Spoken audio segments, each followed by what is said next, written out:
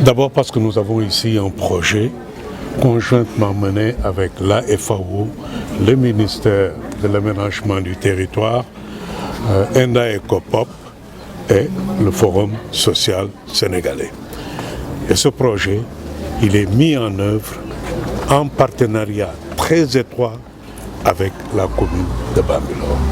Permettez-moi d'ailleurs de profiter de vos micros pour dire tout mon sentiment de reconnaissance au maire, M. Ngagne Diop, pour l'accompagnement qu'il donne aux acteurs qui sont en train de travailler dans ce projet agroécologique que nous menons ici à Bambilor.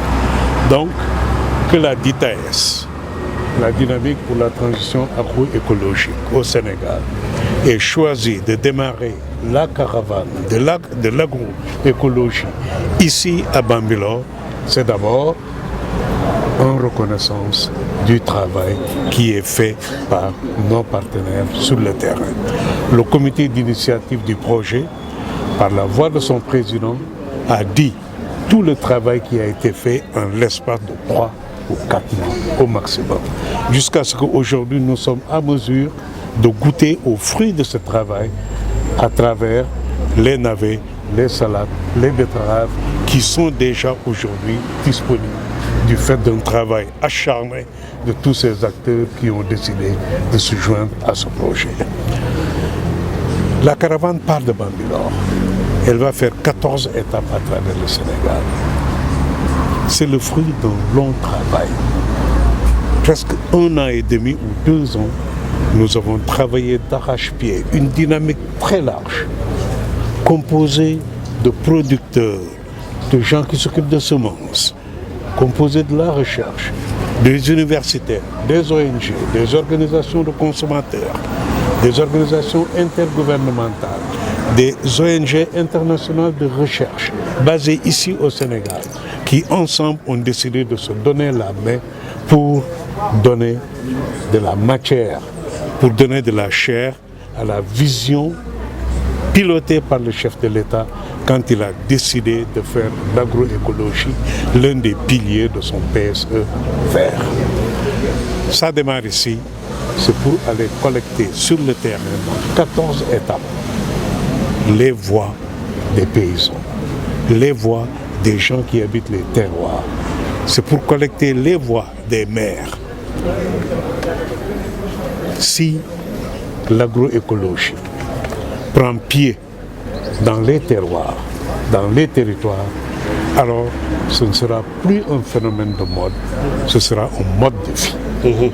Et c'est pour ça que cette caravane s'ébranle à partir de Bambilor aujourd'hui, pour aller sillonner le Sénégal et recueillir leurs idées pour rendre l'agroécologie, en faire une réalité, faire en sorte que nous puissions la vivre au quotidien.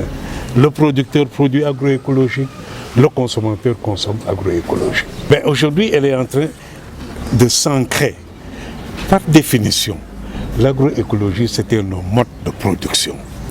Et ce qui s'est passé, c'est que la science dite moderne est venue pour pousser ces modes, ces pratiques agroécologiques.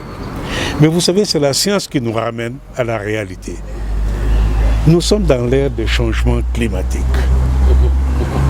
Et on s'est rendu compte que d'ici les 50 prochaines années, la population du monde va augmenter de 50%. Mais la production alimentaire va baisser de 40%. Vous voyez l'enjeu. L'enjeu se trouve là. Une population qui augmente, une production alimentaire qui baisse. Et quand on a demandé quelle est la solution, c'était de régénérer les sols. Faire cohabiter tous ceux qui ont besoin de la terre pour qu'ensemble, on puisse faire en sorte que l'agroécologie, qui est reconnue par la science comme l'une des voies pour augmenter la production, pendant que la population augmente, on a dit c'est l'agroécologie à travers les arbres.